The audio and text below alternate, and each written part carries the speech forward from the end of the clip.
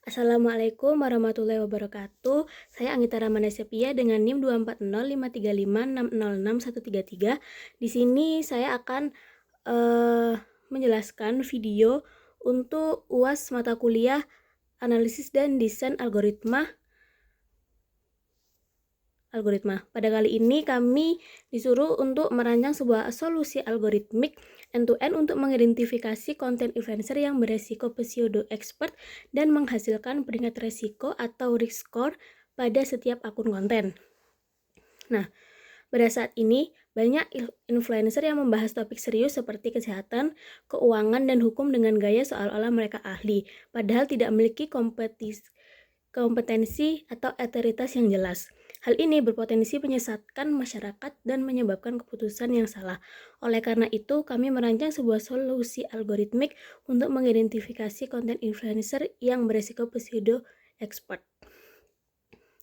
Tujuan dari sistem ini adalah untuk menganalisis konten influencer secara otomatis dan memberikan skor resiko pada setiap video, sehingga pengguna dapat mengetahui seberapa beresiko informasi yang disampaikan.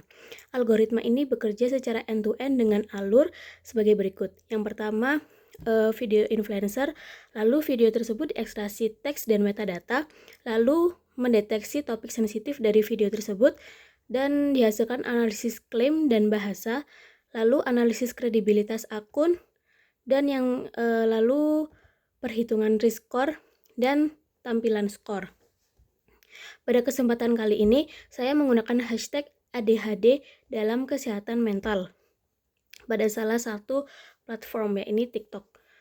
Nah, pada tahap pertama adalah video influencer sebagai input system. Video ini mencakup isi video, caption, hashtag, biodata dari profil, serta informasi akun pembuat konten. Nah, pada tugas ini, saya menggunakan 3 video influencer sebagai sampel untuk menunjukkan bagaimana algoritma bekerja dalam menilai resiko konten pseudo export. Pada video pertama, yang membahas kesehatan, keberadaan biodata menunjukkan bahwa akun merupakan parenting konsultan tanpa gelar medis atau afiliasi institusi kesehatan resmi. Meskipun topik masih relevan dengan parenting, algoritma tetap mendeteksi kata kunci kesehatan sensitif seperti penyakit, terapi, obat, serta gaya bahasa persuasif yang menyerupai saran ahli. Karena biodata tidak mendukung otoritas medis, sistem menilai adanya ketidaksesuaian antara klaim dan kompetensi, sehingga risk score tetap tinggi namun sedikit terkoreksi menjadi 70/100. Peningkatan yang ditampilkan difokuskan pada klarifikasi bahwa konten bersifat edukasi umum, bukan nasihat medis profesional. Pada influencer kedua, yang ditunjukkan adalah video yang berisi pengalaman pribadi. Penambahan biodata menunjukkan latar belakang sebagai praktisi pendidikan khusus atau parenting ABK, namun tanpa klaim sebagai tenaga medis atau psikolog klinis. Algoritma mencocokkan isi video menggunakan frasa subjektif seperti pengalaman saya dan setiap anak berbeda dengan biodata yang relevan namun tidak overklaim. Tidak ditemukan instruksi teknis atau janji hasil tertentu, sehingga resiko pseudo expert semakin rendah.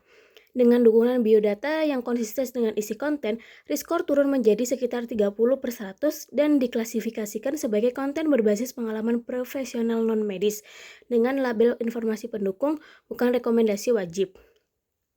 Sementara itu, pada video influencer ketiga, yakni bertema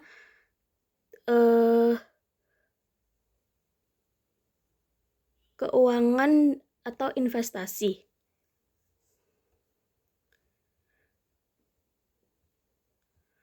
Penambahan biodata tidak menunjukkan latar belakang finansial, sertifikasi investasi maupun disclaimer resiko. Algoritma menemukan ketidakseimbangan yang kuat antara klaim absolut seperti untung cepat dan pasti berhasil dengan ketiadaan kredensial pada biodata. Karena topik keuangan tergolong sensitif dan berdampak langsung pada pengambilan keputusan audiens, sistem memberikan bobot lebih besar pada analisis klaim kredibilitas. Akibatnya, risk score tetap sangat tinggi, sekitar 80 hingga 85/100, dan peningkatan diperkuat dengan penekanan bahwa kreator tidak memiliki otoritas keuangan serta konten berpotensi menyesatkan. Secara keseluruhan, penambahan biodata membuat algoritma lebih kontekstual dan adil. Penambahan biodata membuat algoritma lebih kontekstual dan adil, menurunkan risiko pada konten opini yang selaras dengan latar belakang kreator. Namun, mempertahankan atau memperkuat peringatan pada konten sensitif yang klaimnya tidak didukung kompetensi yang jelas. Sekian dari saya, kurang lebihnya saya mohon maaf. Wassalamualaikum warahmatullahi wabarakatuh.